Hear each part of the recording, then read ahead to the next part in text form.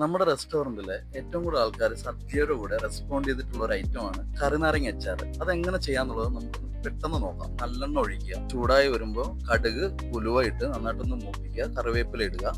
അതൊന്ന് മൂത്ത് വരുമ്പോഴത്തേക്കും പച്ചമുളക് അരിഞ്ഞതിട്ട് കൊടുക്കുക, അതിലോട്ട് ഇഞ്ചി വെളുത്തുള്ളി ഇട്ട് കൊടുക്കുക.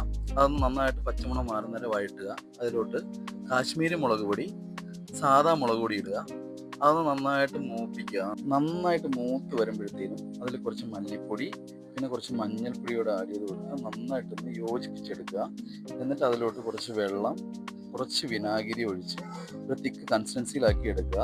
എന്നിട്ട് അതിലോട്ട് കട്ട് ചെയ്ത് വെച്ചിട്ടുള്ള കറിനാരങ്ങ ക്യൂബായിട്ടുള്ളത് ഇട്ട് നന്നായിട്ടൊന്ന് മിക്സ് ചെയ്തെടുക്കുക. മിക്സ് ചെയ്തതിന് ശേഷം ഈ ഒരു കൺസിസ്റ്റൻസി ആയി കഴിയുമ്പോഴത്തേനും അതിലോട്ട് കുറച്ച് കായപ്പൊടി ആഡ് ചെയ്ത് കൊടുക്കുക. നന്നായിട്ട് മിക്സായി വരുമ്പോഴത്തേക്ക് അതിലോട്ട് കുറച്ച് ശർക്കര പൊടിച്ചത് ഇട്ട് കൊടുക്കുക. ശർക്കര ചേർക്കുന്നതിനുള്ള കയ്പ്പ് ടേസ്റ്റ് മാറിക്കിട്ടാൻ വേണ്ടിയിട്ടാണ്. ഈ ഒരു കൺസിസ്റ്റൻസി ആകുന്നവരെ ഇളക്കി നമ്മൾ നന്നായിട്ടൊന്ന് യോജിപ്പിക്കുക. തിള വന്നു കഴിയുമ്പോഴത്തേക്കും നമുക്ക് ഓഫാക്കുക.